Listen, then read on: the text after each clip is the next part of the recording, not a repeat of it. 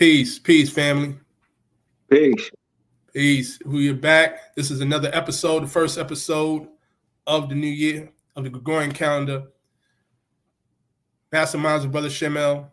I have with me a special guest, Sheik Denham. He's the author of this book, the Handbook of Moorish Degrees and Mysteries. We're going to get into this book. We're going to get into the story of Sheik Denham, and I thank everyone for coming in. Islam, Sheik. Islam. Glad to have you, and welcome to the show. Welcome Thank to the you, brother. podcast. Yes, sir. For the audience, for the listening audience and the viewing audience, if you can just give a brief introduction to who you are and some of the things you're currently involved in and what you do. Islam, y'all. Islam. First, I'd like to rise, giving praise to Allah, giving honors to our holy and divine prophet, Noble Ali, giving honors to each and every one of you here. Thank you for being here.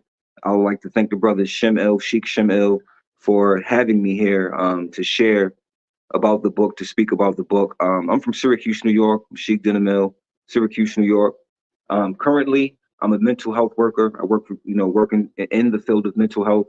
I've also created and formed my own mental health therapeutic intervention called cognitive interventive therapy.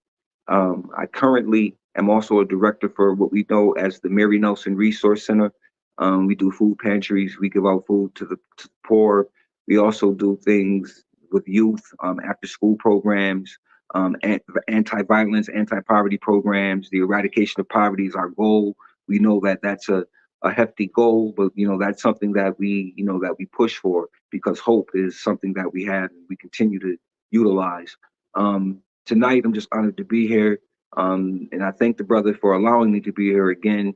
And that's just a little bit about me. I'm not much to talk about myself. I'm more or less to just get into information and just kind of build. So thank you, brother. Islam, indeed. Islam. So I want to just jump into it, because we had a conversation before this, and your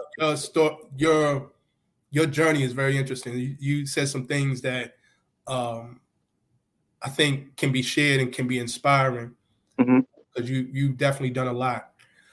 I want to kind of first go into basically, how did you first come into the knowledge of Prophet Noble Ali and the knowledge of Moorish science? If you can give people that information. Well, first, I got knowledge of self in 1980. I was 12 years old, 5% Nation.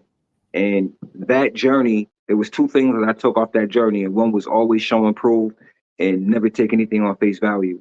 So that taught me to thirst for research and to appreciate the ability to research and to never take things on face value, which continue to make you research. That's something that I took from the 5% Nation, something that I still stand on, something that is very pertinent and transitions into all aspects of my life. So anything I do, I always try to show and prove, and I never take anything on face value. Understand what I mean? So along the journey, and I sat in many halls of learning, I've sat in many schools, passed through many schools, and through those times in my journey, which I'm still on the journey as well, but on my journey in those early years, I've seen the Prophet Noble Ali many times, and I just thought he was a Mason. I didn't have any understanding of really what I was dealing with. I kind of just passed right by him many times, but he kept popping up. So by like 1996, 1997, I began to venture into having a better understanding of Noble Ali, the Prophet. And out of my research, I began to see some correlations about some things. Some questions was answered for me that other schools didn't answer. See, one thing about me is that I'll sit in a school. I'm willing to learn where there's learning. I'm willing to learn. But once I begin to find loopholes and begin to find, contradictions or certain falsehoods or things that just don't work or just don't add up, then I'll move on. I won't criticize. I'll just move on. So I came across the Prophet, and through a gentleman named Embody. This is the mid 90s, the early to the mid 90s. And this is what I first encountered and what I thought was Moorish science, was seeing Bay works. And as time progressed on in reading and understanding, I remember one thing seeing Bay said is that he rejected all isms, especially his own religion, Islamism. So when I began to study the Prophet Noble Drew Ali and seeing that Islamism was our religion, it took me back to seeing Bay, and I recognized that that wasn't what was right and exact for me. So, the school of thought, I learned from it, and I gained understanding, but that wasn't what it was.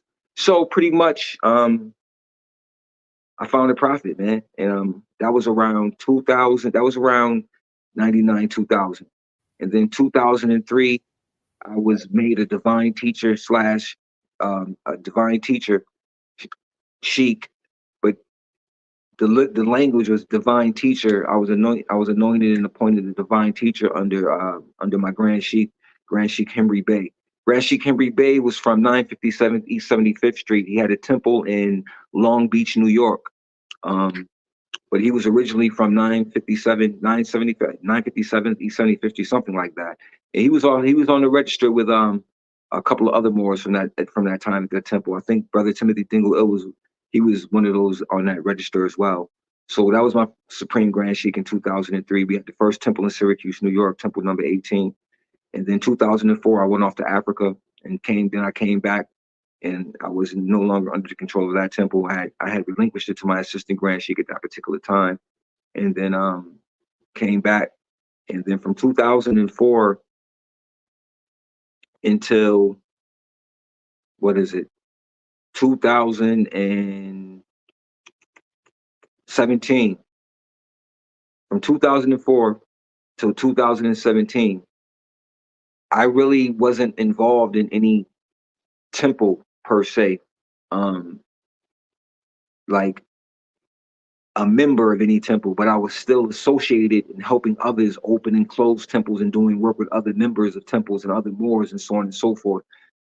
And that's pretty much how it went for some years. And then 2017, I got with a brother, Grand Sheik Joseph Young Bey, and Grand Sheik is Yolanda Young Bey, when they moved to Syracuse, New York, and I assisted them, helped them to establish the temple and build it up from 2017 to 2023. And in 2023, I relinquished all of my positions, stepped down, abdicated myself, and came back into society, into the streets, where I do my best work as an angel, as a missionary. So that's currently where I'm at right now, at this point. Islam. Now, I don't want to jump over something you mentioned about Africa, because you and I had the conversation about Africa. Mm-hmm. You stated that while you was in Africa, we had the conversation that you actually had a show. You had a TV show, and you had the opportunity to do lectures and things about that. Can you speak to that? Yeah, in South Africa, I had a show. I was on a show called. I had my own time on a show called Channel Islam. Channel Islam was a radio show that was played for probably about 1.3 million listeners at that particular time. And I had my own show which spoke about, Muslims, quote unquote, African Americans in Islam, Islamic history in North America, so on and so forth. So I taught a lot about Prophet Noble Drew Ali. I took Prophet Noble Drew Ali into the mosque, many different mosques in South Africa while the time I was there. I was challenged many times because I didn't acknowledge right off that Prophet Muhammad, quote unquote, was my prophet, even though I acknowledged him as a prophet. I never acknowledged him as a last prophet, which bothered some of them, but they couldn't, they really couldn't fight, because I was so swift with Quran, with the book, to show and prove my stance as well as other things. So I also have my own house. I ran an ibogaine clinic. Ibogaine is a natural herb that we were using to break break heroin addictions. In 24 hours, it would break the addiction. It was an herb that we imported from Cameroon into South Africa, and that we used it for medicinal purposes. They're trying to use it now in America right now for heroin and opiates. You know what I'm saying? So we'll see what happens with that. Yeah, man, I taught martial arts while I was there.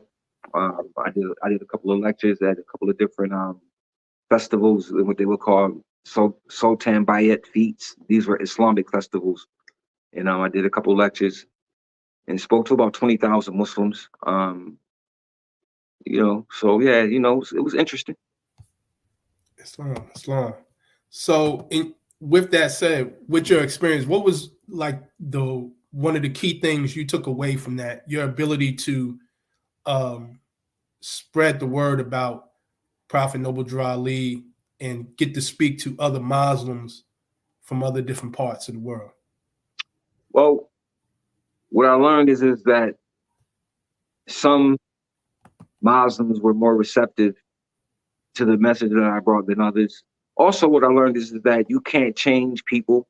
I mean, my job isn't to change anyone, but what I notice is that when a person is diehard on what they believe, if someone comes along and shatters their belief and not doing it intentionally, but what that person may hear challenges their own belief system, that is where, you may run into some cognitive dissonance, because the person may not be able to stand on the fact that what they've been living for the last 60 or 70 years is not the truth. And that something else is ringing apparent in their soul that, what, I've been lied to, or that, I don't know the absolute truth, or I haven't learned what I thought I knew, or so on and so forth. That causes a person to react in a particular type of way. You know what I'm saying? Which would be a way that would be sometimes dysfunctional. Of course, it's going to be opposing to your information. So, but that's anywhere you go. But also that people were very receptive to the history of us and Islam in America, especially Malcolm X and all of those things. But, when I brought up Prophet Noble Drew Ali and nationality, that was a big issue, because, my thing was, in the mosque, they kept discussing the fact that we're Muslims. And my thing was, well, what's your nationality? Well, brother, I'm Bangladesh. I'm from, I'm Bangladeshi, or I'm a Paki, or, what I'm saying, I'm Hindu, or so on and so forth. Why does that matter? I mean, we all believe in Allah, blah, blah, blah. Well, it matters because Allah Ta'ala has given us nationality. He's the creator of nationality. You understand what I'm saying? In the Quran, that's a criteria to be a part of humanity. Is nationality, because Allah created nations and tribes, therefore that you may know one another. You know what I'm saying? So therefore, that was something that they were bothered by, because everything I said, I used the Quran to back it. And they, that was where their argument was coming in. And they were trying to use scholars and all this other stuff. And my thing is, you can use the scholars, but that's not what the Quran says. You know what I'm saying? So, that's pretty much where it was at. Indeed. I like the fact that you said about where it says in the Quran that Allah made us into nations and tribes, that we may know each other. Like that's so clear. That's Kitab Allah. That's the word of Allah. Yeah. And they were 49:13. Absolutely. And yet they'll try to push another narrative to make us overlook that, because we're the ones who had our nationality taken from us. Exactly. Right. Absolutely. And so with that, and understanding the Prophet gave us back our nationality through the Moorish Science Temple of America, we know that tomorrow, for those, many of our audience knows, some don't, that tomorrow marks the day on the Gregorian calendar where Prophet Noble Drew Ali was born. He was born in the year 1886, January 8th. What would you say is the most important thing, or the most significant aspect of what Prophet Noble Drew Ali means to you? Salvation. Indeed. The prophet is our patriarch. He's our founding father. You know what I'm saying? You know what I mean? We're his children. You know what I'm saying? And to me, he simply means salvation, man. He has delivered us from salvation, from harm, from ruin, from loss, with the establishing of our nationality and our divine creed. You know what I mean? So that's what he means to me. Indeed. Praise Allah. And so with that, I want to take us to your book. I want to just read the back cover. It says, the purpose of this book is to enhance and provoke thought of the Moorish American Muslim, and for any who are on their own personal journey seeking the truth, this book is just a minute piece in the puzzle of self-realization. You've written a number of books. There's a number of books I have to get. I have this book, and also I was looking for, I couldn't find it, but The Divine Creed of a Moorish Scientist. I got that one as well. This particular book that we're going to speak on today, what inspired you to write this book? Allah, man. I really don't have an answer for that. Like, I just started writing it. That's how all my books happen. I'm sitting down, I used to work nights at my job. I used to have a job where I worked nights. And all my books was written after midnight. It's just for some reason, man, after, working nights, from 5 to, 6 in the morning or something like that, from, 8 till 8 in the morning or whatever, usually around between 12 and 4 o'clock in the morning, I was just always, sitting in silence. Thoughts just come, and I'm sitting in front of a computer. I just start typing. Islam. That's it. Islam. You as simple as that's as stated, there's a lot of deep science with that. Within those hours after midnight, particularly like 3 in the morning, where that inspiration comes in, and you tapping into that specific portal, if you will. Yeah, and you're 100% correct. It's a portal. The portal is open in them hours. Absolutely. Can you elaborate on that for the audience? Well, the universe works in a particular type of way. Islam teaches us many things. There's many mystical things in Islam. If you understand what's being said, it's not necessarily religious or necessarily literal. It may have something to do with an esoterical meaning, which is relating to your own self. See, anything esoteric is really relating to the individual. It's just signs and symbols back to the individual. Every prophet, especially Jesus, who was a master of esoteric parables and so on and so forth, all he did was relate you back to yourself, as all prophets do. So sitting in quietness, sitting in silence, sitting, not by a stream. Jesus said by the flowing stream and meditated. Well, I'm sitting in silence and I'm meditating as well, but the flowing stream is not a physical water stream; it's a frequency that now is at a higher peak because it's at a lower base. The Quran, or in Islam, they teach you that Allah Ta'ala comes down to the lower heavens after a certain time. He comes down to the lower heavens and hears the prayers and so on and so forth. That's necessary. That's talking about the universal portal. That's open at that time, where things can go in and get done. You know what I'm saying? And be received and they return. You know what I'm saying? So it's just the science of understanding that night and day. See, the prophet said by night and by day. And it's a science behind that, because he's not looking at these as just, astronomical things, night and physical, night and day, but also, as I said in my book, night and day are senses. Absolutely. You understand what I mean? They are relating to senses, man. You know what I'm saying? Because there's things that happens by night and there's things that happen by day. But by night, symbolically, by night is talking about your mind being under the subconscious and your meditation is at work. And by day is when you're just under time and space, where time and space has its limitations upon you. But by night, time and space doesn't have a limitation. Islam. Quote unquote. So by night could even be in the day. Indeed. If you're in the right state of mind. You understand what I mean? Absolutely. Absolutely. And when you said that, you also brought into mind Laylatul Qadr, Night of Power. That when Prophet Muhammad, he received the heavens. Exactly. Right. So that ties right back into what you just said, man. Absolutely. Islam. True indeed. Indeed. So getting into that night by day, because you just dropped that, and that's in your book. You go into that.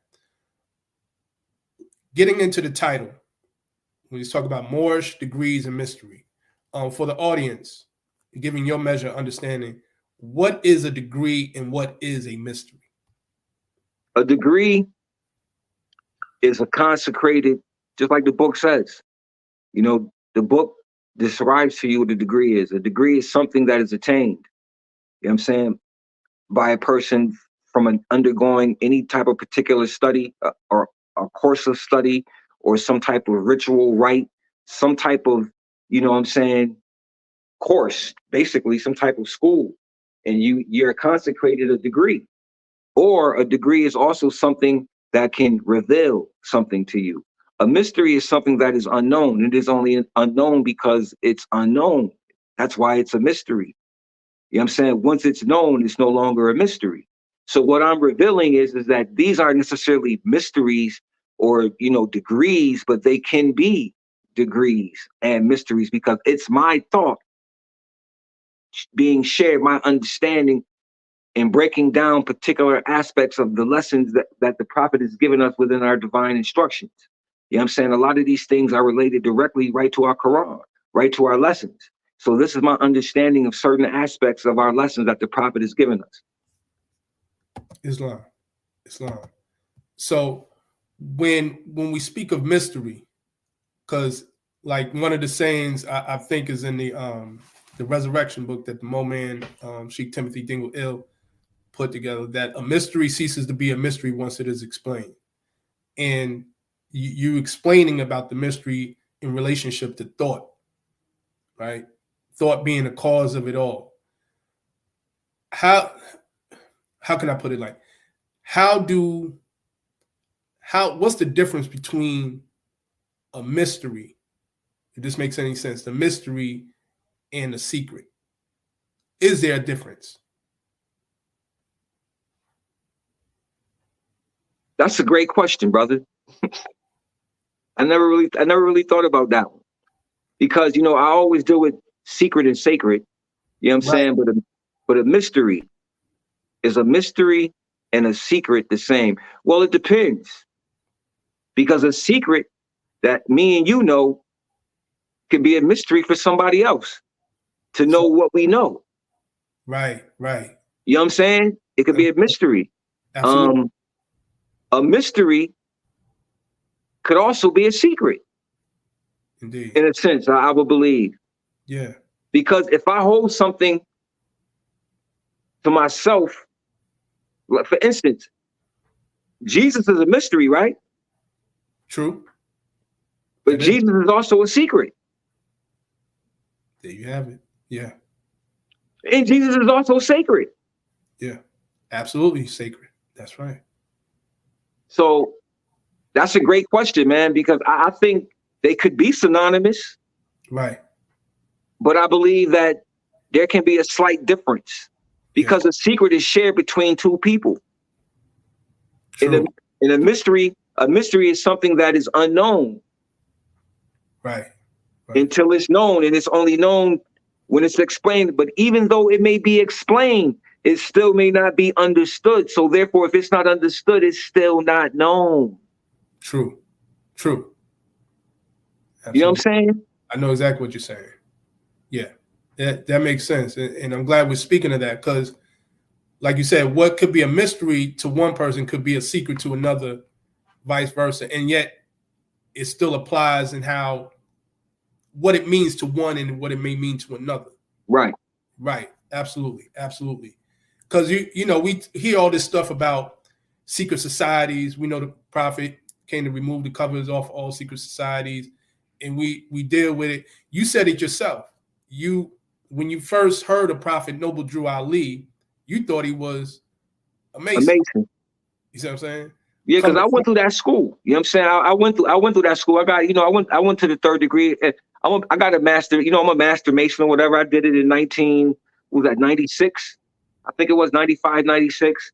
You know what I'm saying? And this was first we got with this cat named Clifford Hazel. And then went to the Prince Hall joint and went through Prince Hall and became a master mason. You know what I'm saying? So, you know, so with Moorish science, later on in my life, I saw certain things. So when I was going to other places, you know what I'm saying, sitting in other Moorish halls, you know, other bodies and so on and so forth, I saw things that people were teaching as, you know what I'm saying, Moorish, you know what I'm saying, science, but it was Freemasonry. And I knew it because it's the same, you know, it's the same degrees that I went through, you know what I'm saying, when I went through the lodge, you know? So, you know, that began to show me certain things, and, you know, and I know what I know. So, you know, I see what I see. And, yeah, yeah, yeah. Indeed. So, But you know what? Hold up, bro. But you think about this though. If you think about a secret society, it's only a secret because of initiation.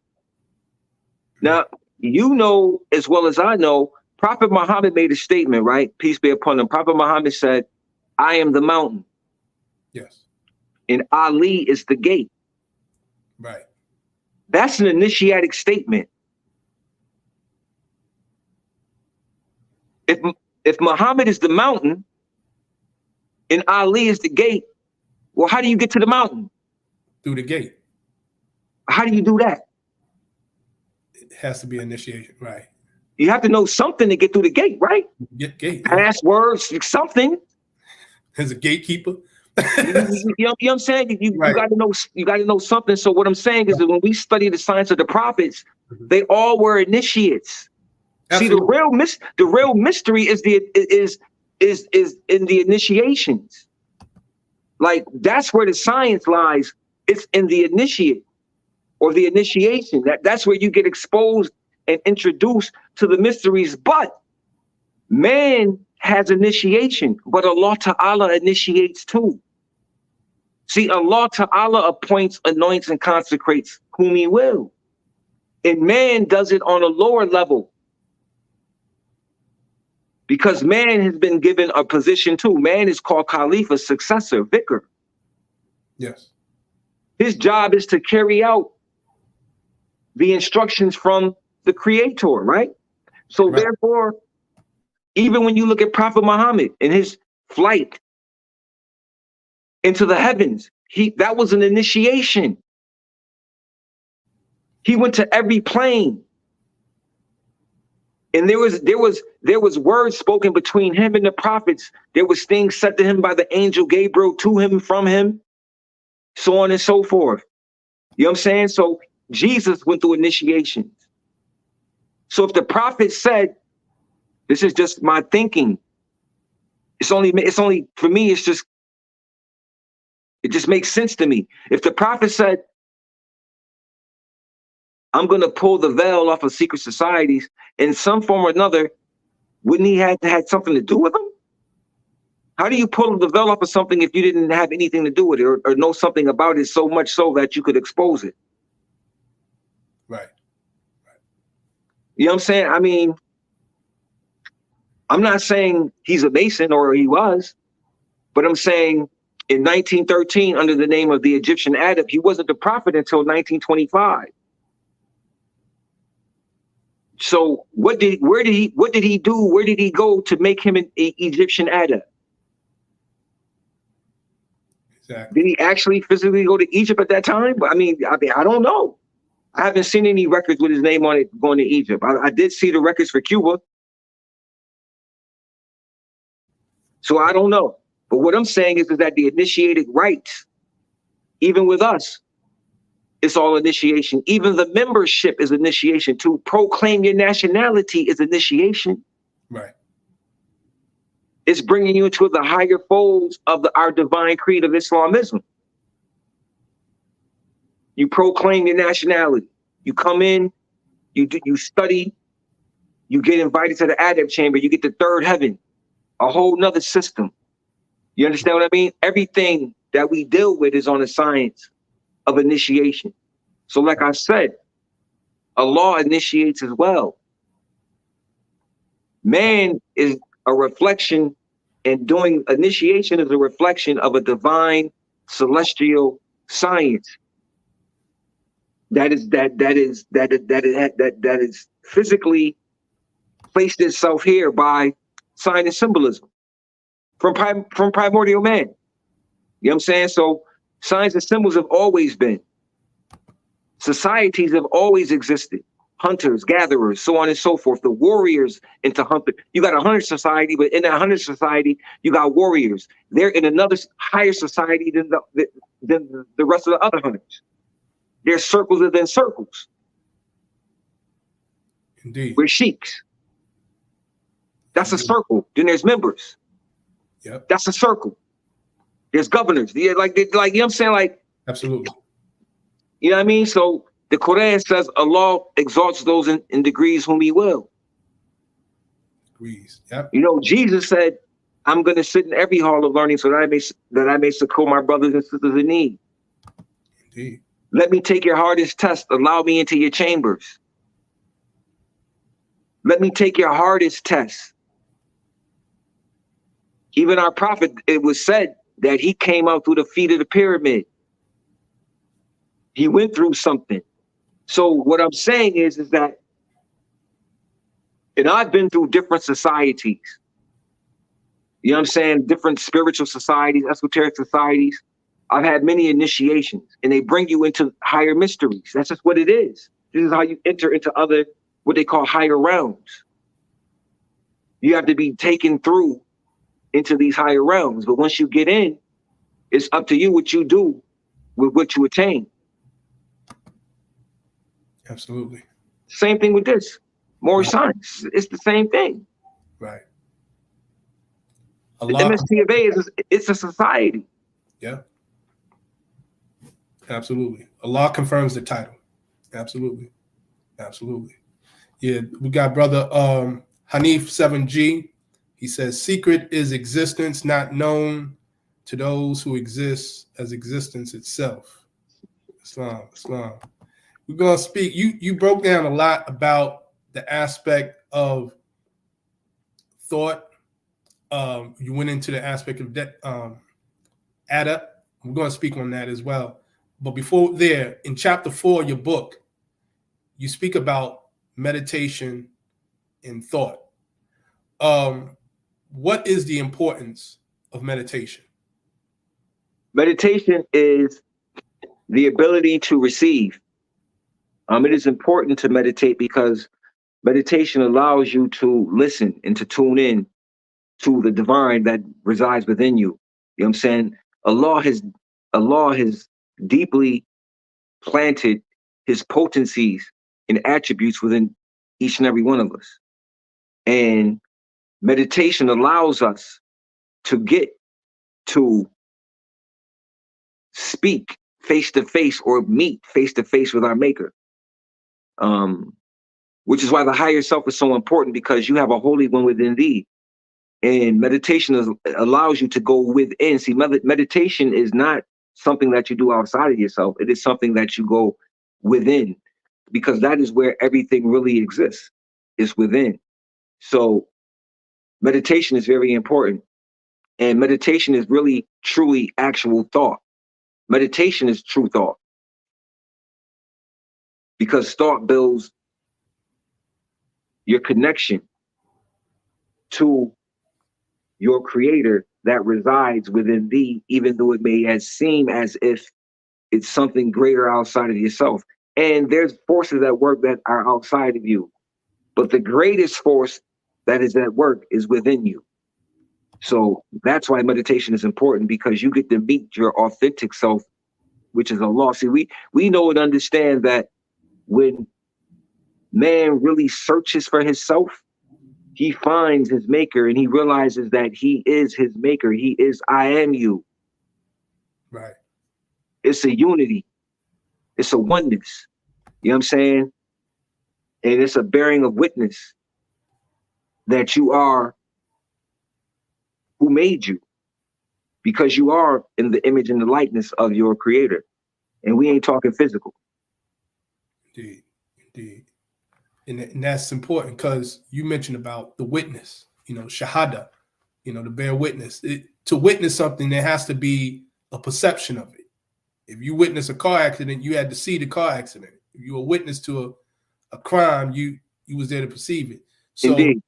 how do we bear witness to Allah without being able to see, right? So it just makes sense. It's not just a religious decoration or formality. There's something within it that like you said, going within and seeing Allah within. So absolutely. Indeed, it's all it's mystical, brother. You know what I'm saying? But it's much more than that. But that's what it is. And it has significance because it works. You know what I'm saying? Right. It works. Right. Absolutely. And you and I have talked about a lot of things you've been able to do. You've had some experience with the Sufism and things of that nature. And it kind of goes in line with what we're just speaking about. Speaking about what works, the mysticism and things of that nature. What is, for those who may be kind of dismissive and things of that nature, how would you explain that to someone in the context of how there's a reality with this mystical side or spiritual side, whatever term you want to use? How would you explain that to someone who may be clearly just more dogmatic or more just kind of like ritualistic in their approach to whatever it is? It's particularly our way of life as Moorish American Muslims. Well, when you study the history of our people, you know what I'm saying, the prophet even said it in the book. You know what I mean? We are a superstitious people. So therefore we have a history with superstition. We have a history with certain things such as hoodoo or working roots or doing certain things anyway. So, you know what I mean? We have these things in our past and our families and so on and so forth, but religion has kind of tainted what those things really were and what they really meant and what they really are. Therefore, we have become overly suspicious of anything that's not religious or that doesn't have a particular tie to, to a religious dogmatic principle. So dealing with the mystical aspects and the mystical side of it, you know what I mean? What you're dealing with, like, it's just like a car. You know what I'm saying? Certain words, certain mantras, certain zikrs, certain chants, certain visualizations, those are keys. You are the car with the ignition attached to it, with the engine in it, and so on and so forth. And the words and the things that you're utilizing, you know what I'm saying, is the key. And when you begin to utilize them, it turns on the car, which is you. Islam. Absolutely. So that kind of brings it in a real plain way, where you said being the car, you have to be able to click on the ignition. You have to turn it on. You know what I'm saying? Even referring to what one of the sayings that reported the prophet said, I mended the broken wire and connected it to the higher powers. So once you connect it, you still got to turn on the juice. You know what I'm saying? You still have to generate it. And that's right. And that's one thing I've always been mindful to push, when I teach, is that this is something that we have to apply. It's one thing to hear it. Is one thing for somebody to read from the Holy Quran and Moorish Science Temple of America. Is one thing to go to meetings. It's another thing to take these lessons. Prophet said, take these lessons and use it. There's a use. There's work, and it's internal. And we for instance, yes, chapter 1. Yes, I demonstrated chapter 1 to my children. You know what I'm saying? Chapter 1 is an incantation. You know what I'm saying? It's a talisman, it's an incantation, it's an invocation, it's a lot of things. Because as soon as you see hear me now, ye thunder, ye lightning, and so on and so forth, you're hearing someone speak to the ethers and speak to the elements, meaning that who's ever speaking to these elements and ethers has a control over them, is able to use them, to apply them. You understand what I'm saying? So chapter 1 is more than just a read.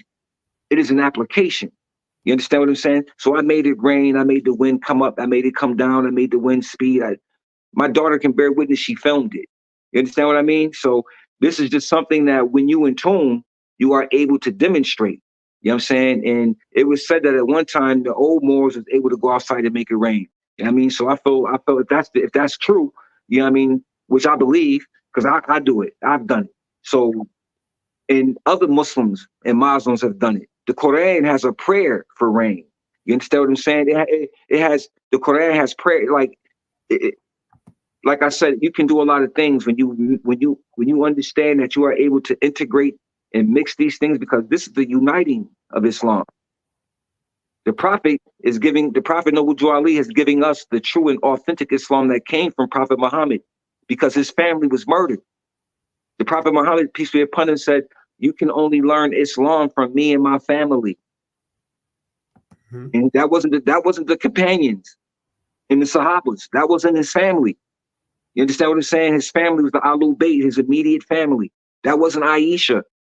You know what I'm saying? That wasn't none of them. It was Fatima, Ali, him, Hassan and Hussein. That was his family, his immediate family. And they were all murdered. So what do you think type of Islam or El-Islam, what do you think that is? The Prophet asked us a question. Is this the new or is this the old time religion? What do he mean new? What is new? What is he asking us? Right. Is he making a distinction between El-Islam and what we had? Because he just says new. Right. Or could it just be a general, or is he just using it in general? New. Is it new or is it old? You know what I'm saying? Like, so right. That could be deduced, that could be interpreted numerous ways. Yeah. But he also said they're teaching mumbo jumbo over there. Supposedly that's something that he said as well. And I can see him saying that because of what we as Moorish Americans know and understand and what we have been taught. You know what I'm saying? So in everything that I've learned, the Prophet Noble Drew Ali have made me internalize everything. He said, every word I speak is spirit. So you Moors take heed. So therefore, everything that I've learned, I know and understand from the Prophet that it has a duality to it. It has a spiritual, esoteric side, and then it has a secular side. Indeed. Islam. Absolutely. So that I want to take us to, I'm going to read a part of your book to deal with the aspect of adab, because you went into that. So I'm going to read this. It's on page 29. It says, let us examine the meaning of adab, which is very skilled or proficient at something. A word synonymous would be master.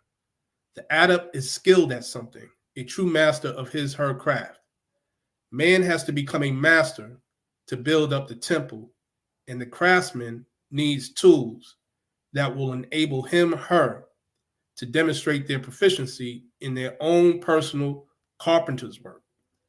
Chapter 5 of the Moorish Holy Quran, Circle 7, speaks of the workshop of the mind, where certain tools are kept that aids man in the exercising of thought to build up the character of the perfected man.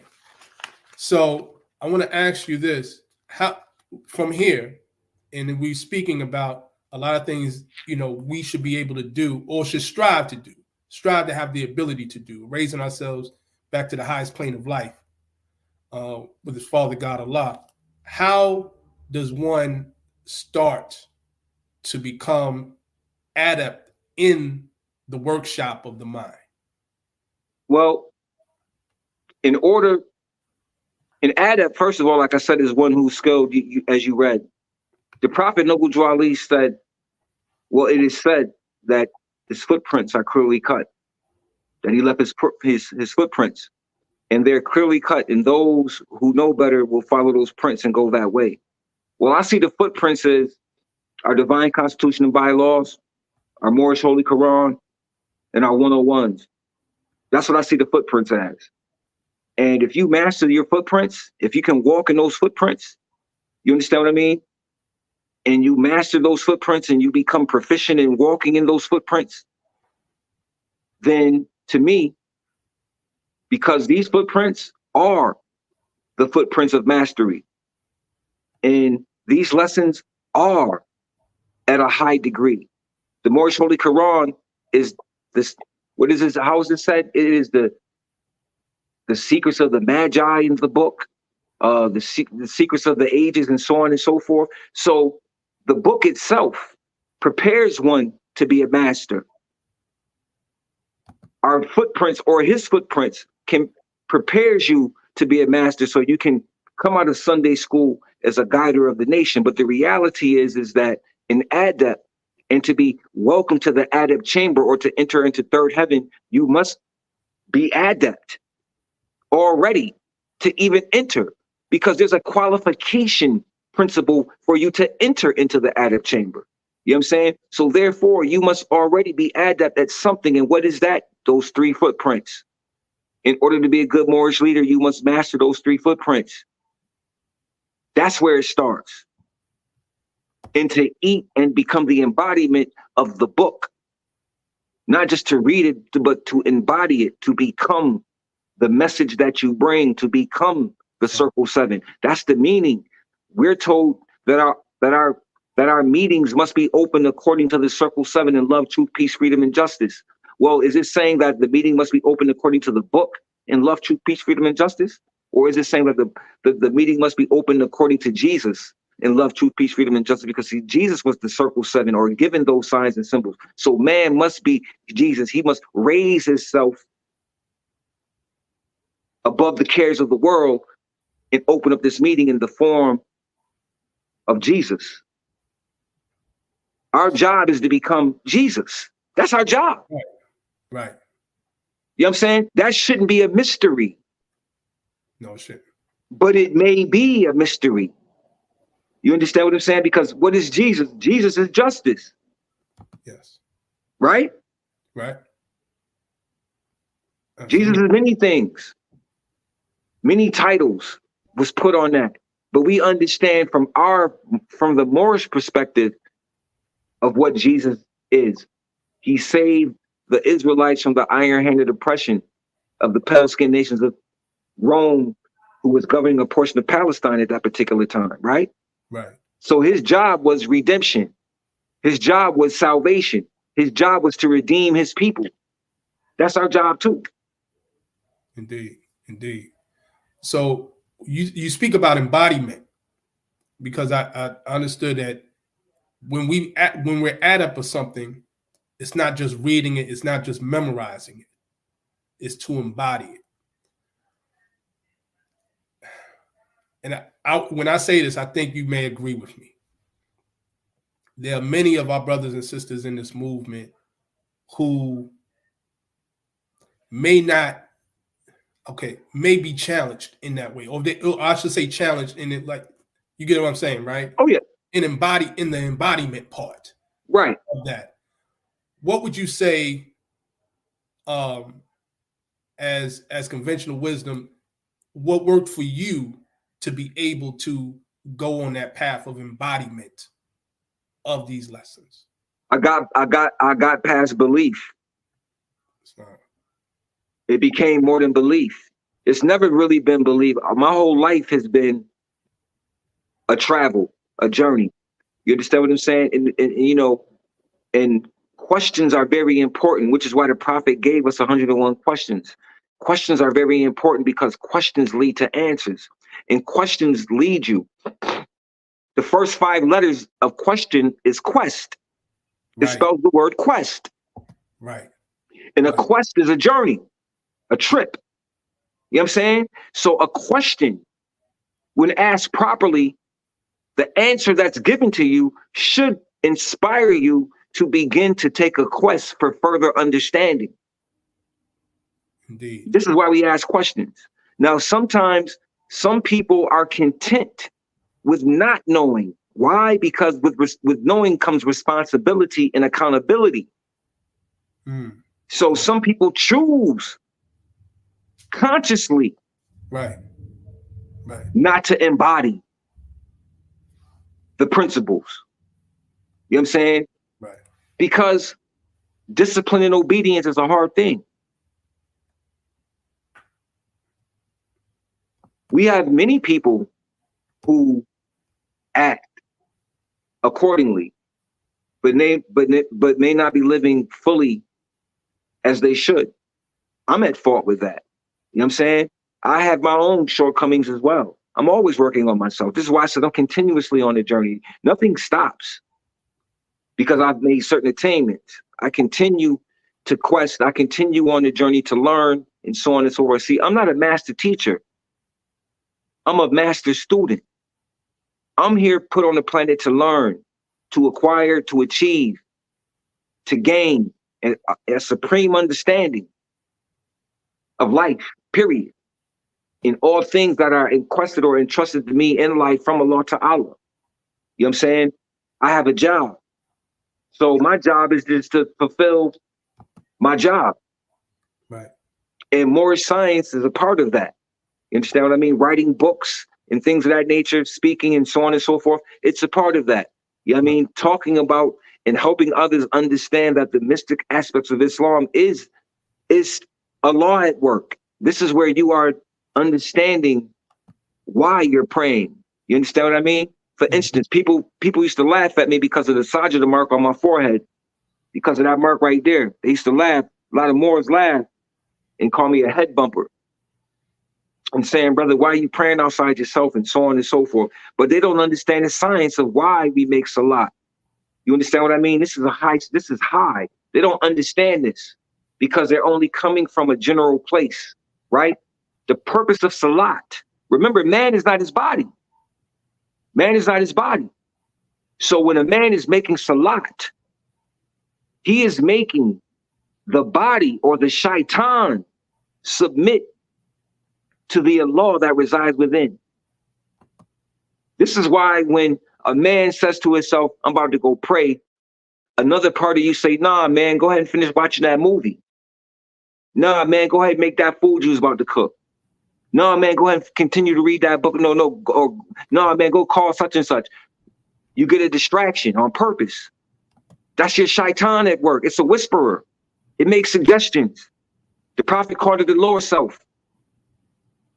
You know what I'm saying? And it breathes. In Quran, the Quran talks about it as the nafs.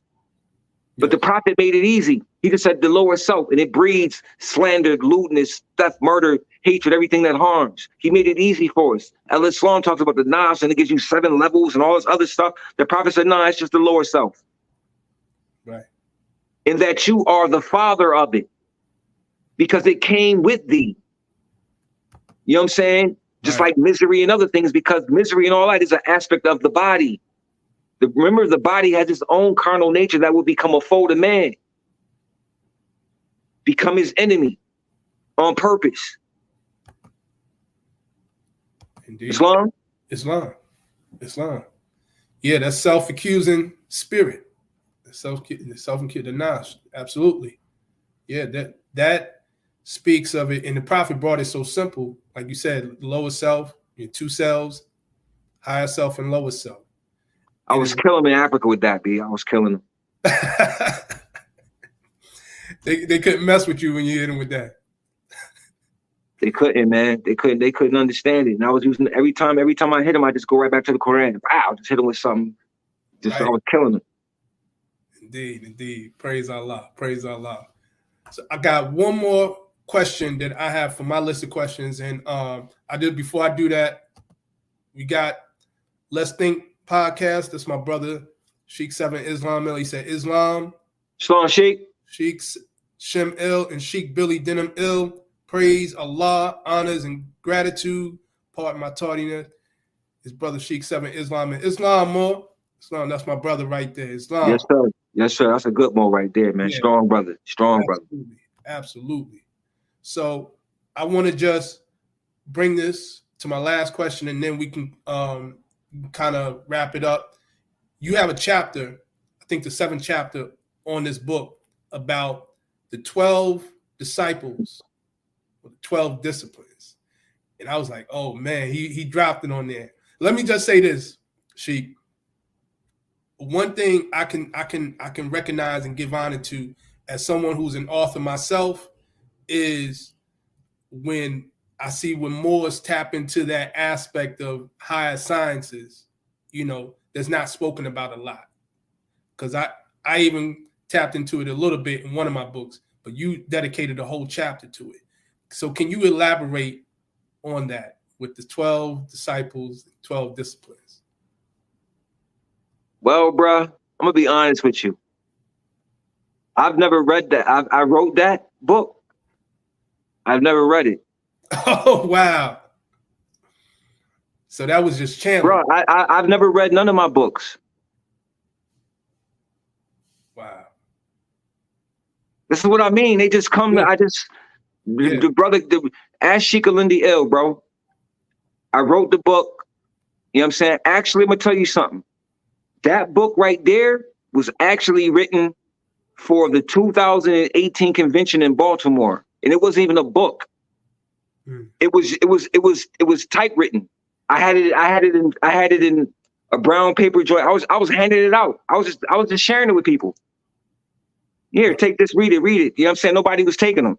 So then later on in 2020, I just uploaded a Sheik ill, and you know, I found it again, and he uploaded. I didn't even read it. I just uploaded it to him, and he published it. Put the cover. I sent him a picture for a cover, whatever. He published it. You know what I'm saying? But I can tell you that the 12 disciples, if I'm not mistaken, I think that has something to do with the 12-step ladder or the 12 disciplines, which was, you know what I mean, obedience, temperance, and so on and so forth. Am I correct? Absolutely. Okay. Yeah. Well, that was kind of, I was breaking that kind of down in a couple of different ways because it's very esoteric as well. Yes. Because you know the science of the 12 disciples, you know what I mean? You know, Jesus and the 12 disciples and so on and so forth, and then the 12 disciplines. But I'm calling these disciplines, these maxims of truth, these 12 steps. Yes. As disciples. You know what I'm saying? Of the ultimate truth. Right. Of Allah Ta'ala. These are the virtues of Allah. These are his virtues. These are his disciplines. These are his. If you utilize these disciplines, you know what I'm saying, it's going to enhance your life. Remember when Jesus was on the 12-step ladder? Yes. It told you the tools he had in his hand, right? He had a compass and an axe, right? Right. And he was on the 12-step ladder, right? Yeah. But where was he at on the ladder? Which rung was he standing on? Was he on the second rung, the sixth rung, the fifth rung? Was he, you know what I'm saying? So there's 12 rungs, right? So symbolically, esoterically, which rung would he have been standing on? Because we know the compass is for the circumscribing of passions. Mm-hmm. The axe is to cut away the ungainly parts. And then you got these virtues. What virtues are relating to the circumscribing of passions and the cutting away of the ungainly parts? What virtues relate to that? Or which one of those 12 maxims of truth have a semblance to something to do with that compass or that axe? Right. You see what I mean? Right. This is just something that I think of. I'm not saying that this is what it's supposed to be, but this is how I think. Right. Which is where higher thoughts come, because I'm thinking now on a higher level. Yeah. The way I'm thinking, it's not just a regular thought. Okay, because we read all the time. How many people have said, "Well, you know what? Jesus is on the ladder with these two tools. What ring is he? What ring is he standing on? Where's his left foot and where's his right foot? Is his left foot on the fifth rung and his right foot on the second one? You know what I mean? Or is both, or are both of his feet on the fourth rung? You see what I mean? Indeed. So when he saw him, was he in the middle of the ladder? Was he at the bottom going up the ladder, or was he at the very top of the ladder? Absolutely. And in building the Temple of Perfected Man, what level was he at that he had to use the tools? Because every tool can't be used for every part of the. See? Exactly. That's what I'm talking about. Right. That's how we think, bro. Right. That's a scientific way of thinking about these lessons. Absolutely. You take them further. Anytime you see anything about Jesus in our lessons and anything he's doing, examine what he's doing more deeper than what you're reading about that he's doing at that moment. Right. You know, examine it even more deeper. Indeed. Because there's something else in the statement. Is something else there. Right. It always is. Indeed. We have to dig deeper below the surface. That's right. That's right. To get, you know what I'm saying? Yeah, absolutely. Absolutely, Sheik.